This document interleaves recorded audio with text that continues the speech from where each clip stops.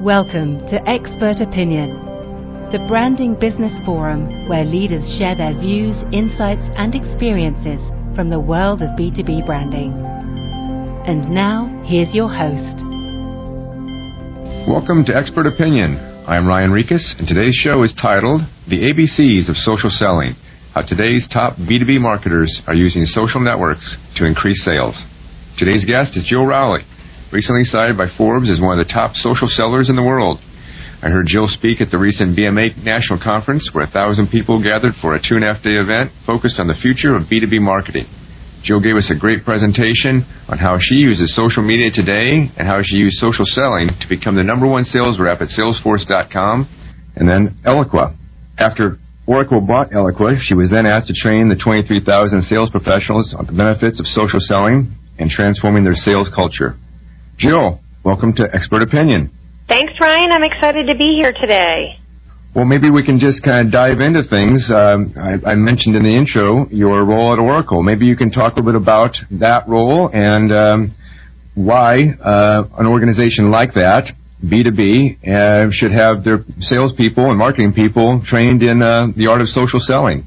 Sure, I'd love to. So it actually goes back to the work that I was doing at Eloqua as an individual quota-carrying sales rep, where I was a top performer year over year, and I was leveraging, as social became a popular channel where companies were going and people were going, I was leveraging social networks like LinkedIn and Twitter to find my buyers, to listen and relate to them, to connect with them, and ultimately using social as a channel to engage. And not only with my buyers, but my buyers' sphere of influence. And, sales is all about relationships, and people buy from people they know, they like, they trust. And I was using social networks to get people to know me, to like me, and to trust me by what I was able to actually add value to them by sharing relevant content, by engaging with them in their conversations via the social web. And so I did this as an individual quota-carrying sales rep at Eloqua and started to be recognized by a lot of the industry analysts and experts in sales and marketing and B2B sales and marketing. In fact, the folks from CEB, the authors of the Challenger Sale, had interviewed me about my use of social. One of the most memorable questions they asked me was, what percentage of my pipeline could be attributed to my social activity? And I said to them, the better question is, what percentage of Eloqua's pipeline could be attributed to my social activity? And it was really because the social web and social networks don't have geographic boundaries. They don't have industry boundaries, and they don't ever sleep. The social web is awake 24/7. And so, it's a great, great channel to build relationships, to network, to research your customers and what's important to them. And Oracle, after they acquired Eloqua, and really Oracle is trying to transform from being a very traditional, old school, command and control, top-down, hierarchical, on-premise software company where once you get the customer to sign, you've already sold them the multi-million-dollar contract up front, and it really isn't as important on how you keep the customer because they're already committed, versus cloud where the technology is sold as a subscription, and if the customer was oversold and underdelivered, the customer doesn't have to renew and they can move to a different provider. And so, Oracle was really looking at, becoming a cloud company, and also looking at the change in the workforce demographic in terms of a couple of the stats that I cite that are actually quite scary. By 2020, so in 6 years, 50% of the world's workforce will be millennials. or Generation Y, and those are the kids that are between the ages of 18 and 34. And by 2025, in 11 years, 75% of the world's workforce will be millennials. And Ryan, if you think about it, millennials, they're digital natives. They were born mobile.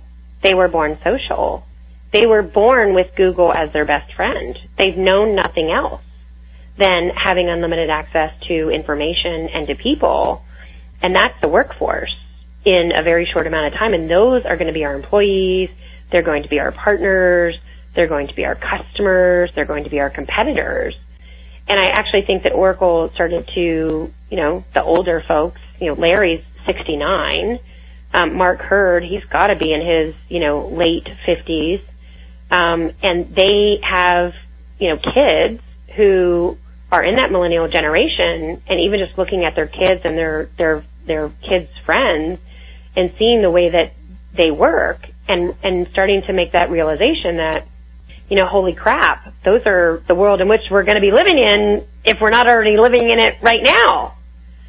And so they asked me to come in and design, deploy, and drive adoption of a global social selling program to teach, in particular, the more tenured, older generation of salespeople at Oracle who, the web and social networks isn't native to them. It was really to teach them how to modernize the way that they build relationships with their customers.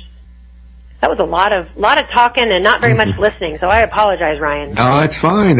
Well, the reality is what's going through my mind is that you're absolutely right about the power of the millennials in the future. However, we have a current sales force that probably was somewhat resistant to change their ways, and maybe you can just chat a little bit about how were you able to step by step, take them through a process to get them to hopefully become engaged and start to change their culture. Have you been able to do that, or what kind of challenges are in your way? Yeah, great question. So what I knew in terms of order of importance was to help the salespeople understand the why. The why do social selling before I really got into what it is and how to do it, because I know that beliefs lead to behaviors. And even if you believe that getting up at 6 a.m. and going to the gym is going to help you reach the, weight that you want to achieve or the strength that you want to develop, if you don't do it, you won't get there. But if first you don't believe that working out is going to help you get the body that you want, then you're never going to get up at 6 a.m. and go to the gym. So for me, what I started with was really going around the world at Oracle, evangelizing the why, and the why is twofold. One, I would start with why it mattered to the sales rep based on how they're currently measured, and they're measured on pipeline and revenue. And so I've spent, years researching social selling, and I've read every analyst report, every research study on the benefits. And so, I know that via Aberdeen Group that the benefits of social selling, that the percent of sales reps achieving quota is higher than reps not using social selling. I know that the forecasting accuracy of sales teams using social selling is higher than those not. I know that the customer renewal rate of companies and reps using social selling is higher than those not. So I have the data, and I always start with the data. And so the data shows that salespeople who use social selling make their number more than those who don't. That's the first why. The second why, Ryan, is you have to. You don't have a choice. It's adapt or be replaced. And if you look at all of the companies that have actually gone out of business, that have gone bankrupt because they didn't evolve to adapt to the modern buyer and how the modern buyer wants to buy, if you think of Blockbuster and movie rentals. Nobody goes to Blockbuster anymore. They're out of business. Netflix is the way that people want to consume movies and TV. They want to do it on their own time, on their own terms, in their own channels. And so what I help salespeople understand is that the buying process has changed and that salespeople are being replaced by search engines and social networks, and that a large percentage of the buying process is being done prior to the buyer ever engaging with the salesperson. And so I use a ton of data. I've got statistics at the wazoo that really builds that case on why salespeople have to change, because we're living in the age of the customer. We're no longer living in the age of the seller, because the customer actually has more access to not only information about your company, your products, your services, but also more access to people who have used your product or your competitor's product. And so salespeople are becoming a lot less relevant to the buyer being able to find a solution to solve his or her problems. Yeah, people don't want to be cold called anymore. They don't want to be prospected, right? And I know I've heard this actually at the conference. There were 2 or 3 presenters that spoke about this, and I think the stats were somewhere between 60 to 70% of a buyer's decision is actually made in advance to even calling upon the company, and mostly influenced through the online influence, or in other words, what other people say about the organization, right? And so it's no longer a salesperson trying to convince the benefits of the organization. Actually, it's much more relevant in terms of what other people are saying about the organization, right? Way more. So if you think about the trust, and this is a stat that I use, buyer to company, buyer to brand trust is at about 33%. In terms of buyer to buyer, person to person, peer to peer, power to the people, 92%, almost 3x. Buyers don't trust your marketing messages. They don't trust your ads. They don't trust your salespeople nearly to the extent that they trust other buyers. And so the role of the salesperson is actually not closing, not always be closing, but always be connecting.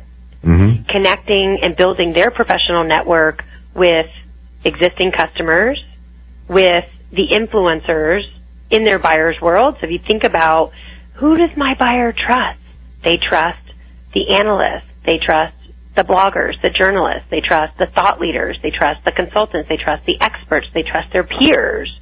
And so as a sales professional, you're not only trying to connect with the buyer and the buying committee, but with that sphere of influence of who your buyer already trusts. And the role of the salesperson, again, isn't always be closing. It's always be connecting. And the currency of the modern sales rep is content. Content that helps the customer, gets the customer more educated, helps them learn best practices, helps them get access to stories of how to be successful.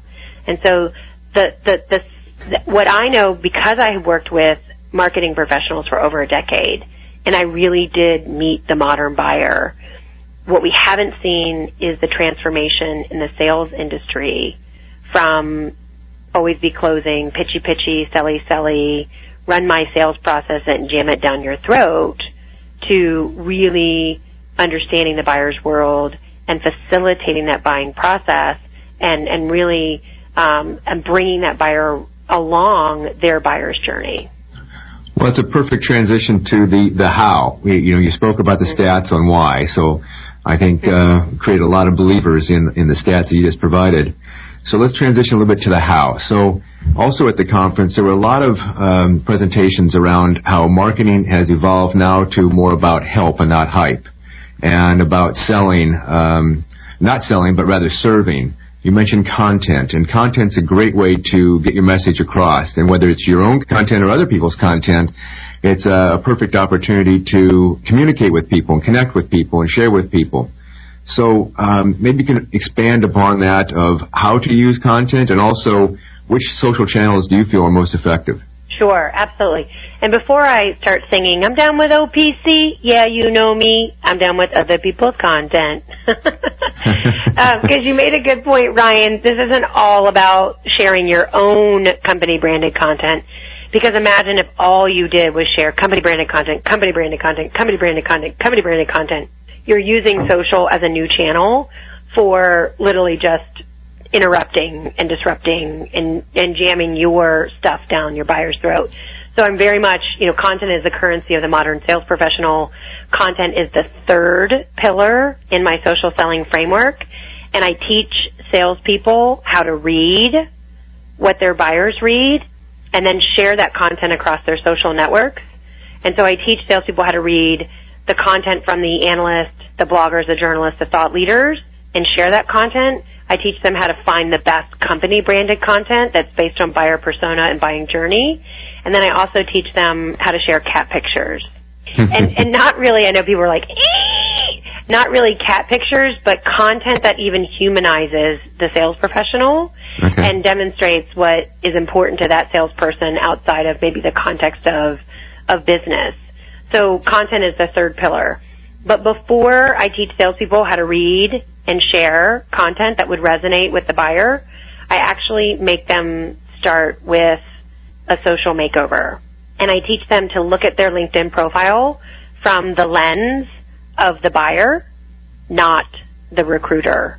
Mm-hmm. And if you think about, a lot of sales reps are using LinkedIn as their online resume, and it's optimized for the recruiter. So it's like, quota crusher, expert negotiator, President's Club winner. And when you really think from the buyer's perspective, when the buyer goes to that LinkedIn profile and sees quota crusher, people buy from people they know, they like, they trust. Nobody likes or trusts the quota crusher. And so the first step, before you go out and ABC, always be connecting and socially surround the buyer, the buying committee, and their sphere of influence, and reading what your buyers read and share that content, you need to build your personal, professional brand. You need your LinkedIn profile to demonstrate why that buyer should want to take your meeting, return your phone call, respond to your email. And they're not going to do that if you're the quota crusher. So the first step in the whole methodology process framework is helping sales professionals really demonstrate their subject matter expertise on their social profiles. And B2B, LinkedIn, table stakes. Twitter, it is the most underutilized, misunderstood network. Spend a course with me focused on Twitter, and you will walk away realizing it's not where you share what you had for lunch. It's where you find very influential people talking about what your buyer cares about, and where you find buyers talking about things that you could be part of the conversation if you implemented my fourth pillar of the framework, which is social listening for leads. And a lot of companies have implemented social listening for customer service and support if their clients are unhappy and they're listening for, service and support issues. A lot of companies have implemented social listening at a marketing level to listen for brand sentiment or impressions and mentions. But very, very few companies have said buyers are out there having learning parties and they're using social to query their peers, to ask for input, and they're leaving little breadcrumbs of a buyer might say, I'm looking for a company doing lead nurturing. And if you sell lead nurturing technology, ding, ding, ding, that's a great opportunity for you to not go in and tell them how great your lead nurturing product is, but to showcase some of your customers who are doing lead nurturing. So shift from proactive selling to proactive listening and being aware and then helping, right? Not just selling. Helping and serving. It's about building relationships. Relationships take work. Anyone who is married knows how hard it is to build that relationship and to maintain that relationship. Relationships are based on trust and on value. And so if all you're worried about is selling and closing and jamming your sales process down the buyer's throat, they will not engage with you because they have a choice today. Buyers today have choice and they have voice. And so if you as a salesperson rush your buyer to the close because you need to make your quarterly numbers so you can cash your fat commission check, and then that customer turns into a negative Nancy because you overpromised and you underdelivered, negative Nancy takes to Twitter and to her social networks, and she talks about how terrible you are. Versus if you treat that buyer not as a prospect, but you're developing them into an advocate of your product or service, of your company, and of you, positive Patty takes to her social network and advocates on your behalf and your company's behalf and your product's behalf. And so the job of the salesperson isn't to always be closing, but it's to be developing buyers into advocates, because your advocates are your best salespeople. Once again, going back to not pushing your message, but the power to the people, right? That's exactly right. I have a quick question for you. I read a stat about the art of pushing out your content, that it should be follow the 80-20 rule, 80% about other interesting information from influencers or advisors, and only talk about 20% of the time about you. Is that about right, or any other guidance? Yeah, I think that's about right. I from a sales rep perspective, I teach to the 411, and it's literally I just use 411 because everyone knows what information is, 411. Although now you don't even call 411, you just go to Google. 4 pieces, third-party thought leadership, non-company branded, 1 piece of company branded content, and then 1 what I call the cat picture, which for me, cat pictures are TED Talks or they're inspirational quotes. But sure, the 80-20, exactly. 80% thought leadership, third-party, non-company branded, 20% company branded. HubSpot is a great company doing awesome content marketing where a lot of the content doesn't even relate to what they sell, right? I mean, ultimately the idea is that the content leads you back to what they can sell you, but they're doing it in such a non-sales way. They're doing it in a much more educating thought leadership way that you're just naturally drawn to their company because of you get addicted to their content because their content actually helps you become a better marketer or a better salesperson. Well, Jill, we could talk about this for an hour or two. Unfortunately, we're about out of time. Any final thoughts or insights you'd like to share with our listeners?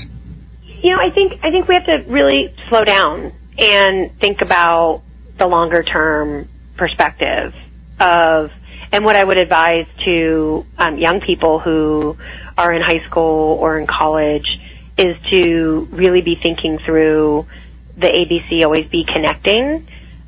Connect with your professors, connect with visiting presenters from companies or authors, or you really start thinking through the always be connecting, because your network is your net worth, and to be thinking about how do you build relationships.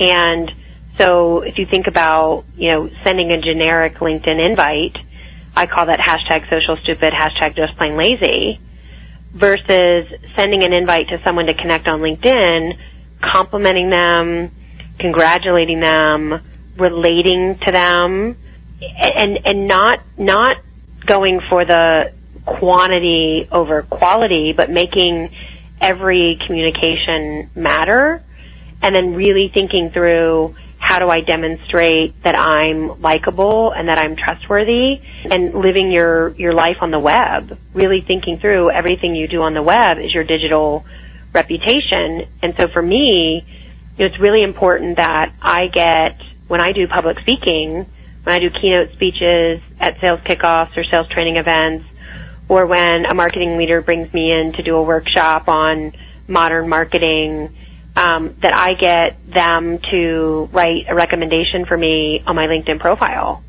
because that's what's now going to establish my credibility, and it's going to shorten my next sales cycle. It's Perfect. going to, I mean, and everyone needs to be thinking that way, right? If you do good work and you generate value for your customer, there's no harm in asking them to publicly endorse you for what the value you were able to generate. Well, Jill, I know you speak on to many different companies and give them advice. Any other listeners have questions or want to reach you? What's the best way for them to get in touch with you?